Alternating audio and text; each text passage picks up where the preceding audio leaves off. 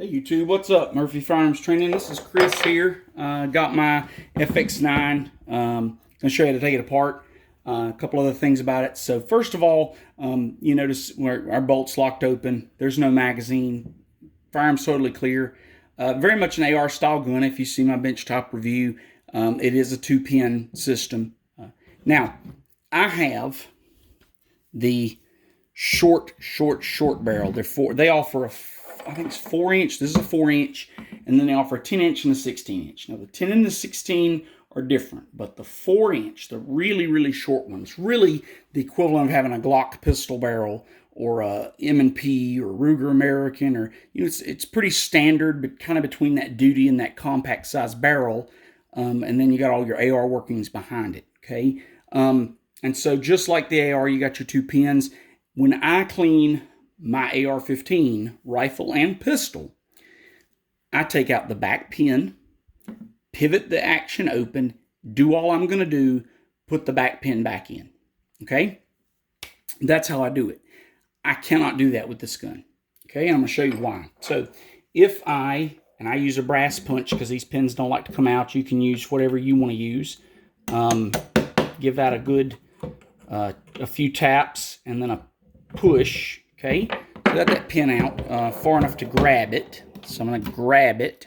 Now, first things first, I got the bolt locked open. So I'm going to have to shut the bolt. Okay, now the bolt's not in the buffer. It's forward here. And you go to pivot this, and I'm going to show you what happens. Okay, try to pivot the hand guard, the factory hand guard. So you got your barrel shroud here and your factory hand guard, which this screws into this. And those have to come out to take this and this off. Okay, so anyway, this contraption, which I actually really like, it's got a nice stop. It's very comfortable to grab if you're putting your left hand forward. I really like that stop. You could also push it against a barricade, but you see that that's going to cause a problem. When you try to pivot this, it will not come open. So you have to drive out both pins, and I think I can do this one without the hammer.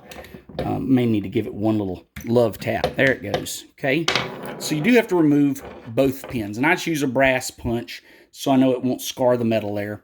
So you're going to pull both pins all the way, pull that front pin all the way, and now this whole action kind of scoots forward. You'll see it's got a gap here at the back. It's kind of spring-loaded. It'll push forward, so when you're putting it back together, that's how you get your pins to line up, is to pull it back. Okay, and you'll kind of tip it, and then you'll lift it kind of at the same time. Okay, and you lift this guy off, and voila, you got your upper and you got your lower. If you've shot an AR-15 before, this lower, you got your mag catch, you got your 2 pins, you've got your bolt stop here. Okay, so your bolt release and your bolt stop, right?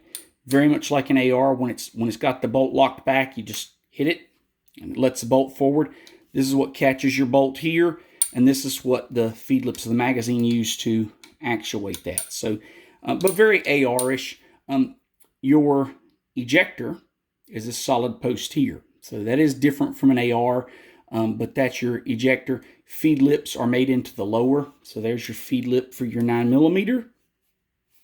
Your hammer is in here, and very much like the AR, when you fire your hammer, you look down in there, you've got a disconnector. So when you fire this and the bolt resets it, right, it locks, and then you let go, and that's your disconnector. So it's very AR-ish. Like I said, AR style safety. Showed that in my previous video. So the lower is nothing new other than, like I said, the way the bolt catch works in this guy here. Okay, so I'm going to set those to the side. No big deal. Okay, getting the bolt out of the upper is identical to an AR-15. You're going to pull this, right? It's got a little catch here, just like a lot of ARs do. Pull this out, and voila, they come out as an assembly. So here's your upper. It's really as far apart as you're going to take it for cleaning your barrel. If you take your hand guard off, that's on you. You know, and I will occasionally take it off and oil everything. It's just 3 Allen screws, no big deal. Okay, but here's the cool thing. There is no gas key up here. It's just a post, because this is a blowback action. So that just rides on that post just like that.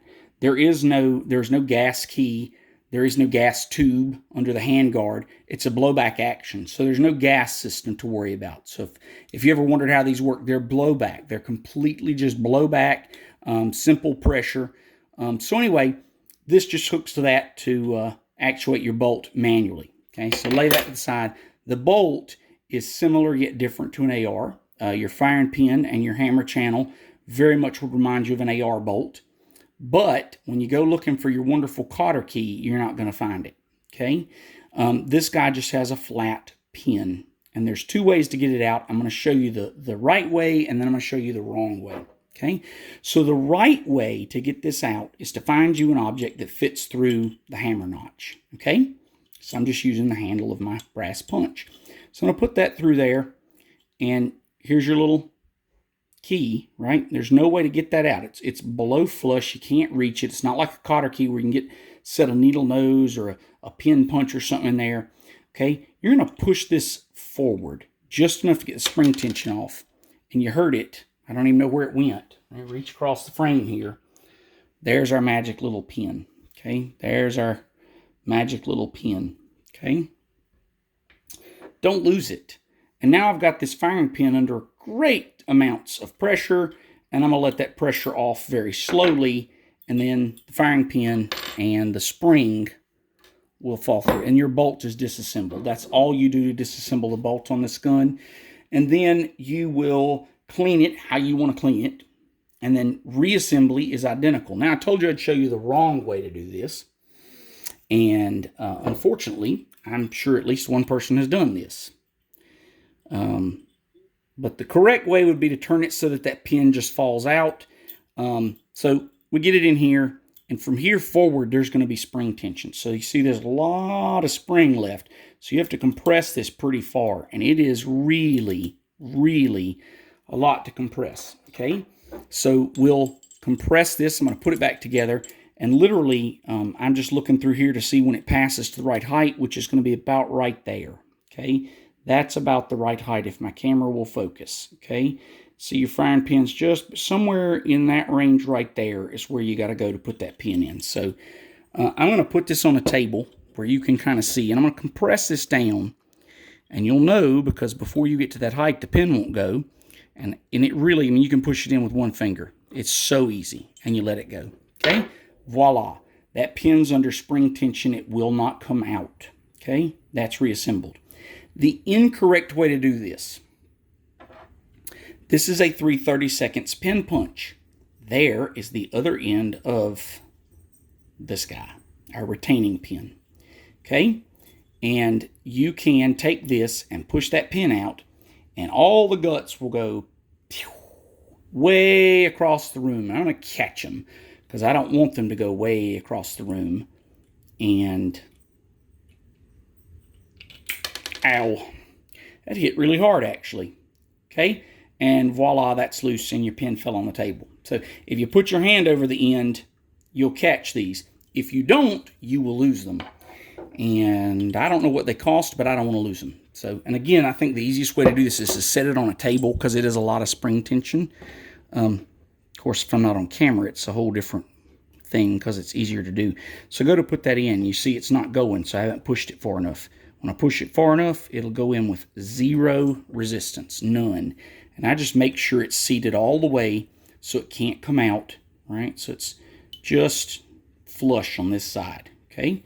So we're good to go. So that's your assembly, your bolt assembly.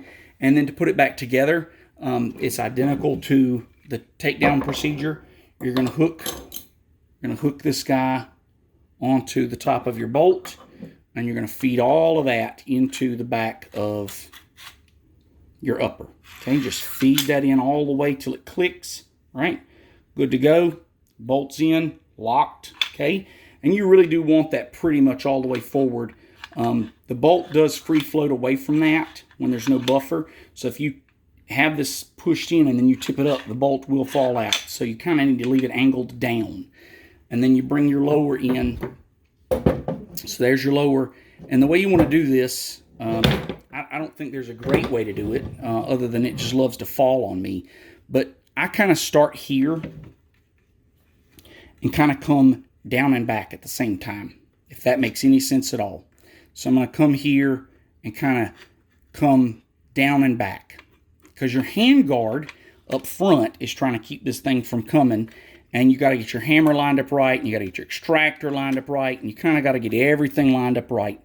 And it's just kind of this magic dance of pushing down and back and wiggling it, and sometimes you get lucky and it goes real quick, and then sometimes you have to fidget with it for a minute or two. Okay, and for some reason, I don't know why, always when I'm on camera is when things say, nah, we're not going to work anymore. And I see my problem. My pin fell in, and so there's no way for this thing to get in there. All right, so I got the front lined up, and I don't got the back. So I got to get those pins out all the way. It does help if you keep the pins out. There you go. Okay, so, and you see it's just kind of a back and down at the same time, kind of almost at an angle. You get that guy in, you put your front pin in, you put your back pin in, and then for the love of all things holy, function check it. I always tell people, you take a gun apart, make sure it function checks, make sure everything works as it should, right? Safety won't go on if you fired an AR, true for this gun. If it's cocked and ready, safety will go on, right? So, but that's how you do it. It's not that hard. It actually has way less parts than an AR. There's no gas tube. There's no gas key. It's a lot easier to get the bolt out. The bolt is really other than the firing pin. So you don't have a bolt and a bolt carrier like you do in an AR. You just have a bolt. And the bolt has a firing pin retaining pin, a firing pin spring, and a firing pin. That's it. So less parts, pretty easy to do. Hope that helps someone who's got an FX9 from Freedom Ordnance. It is a fun gun to shoot. Still kind of working the kinks out of mine, but I would still recommend it. And you know, if you want the longer barrel, it's great. I did want the very short barrel for a reason, and but I wouldn't hesitate to tell folks, hey, it's a pretty solid platform. It's a lot of fun to shoot. So, and that's how you take it apart and put it back together. If you have any questions, leave them in the comments. Thanks for watching.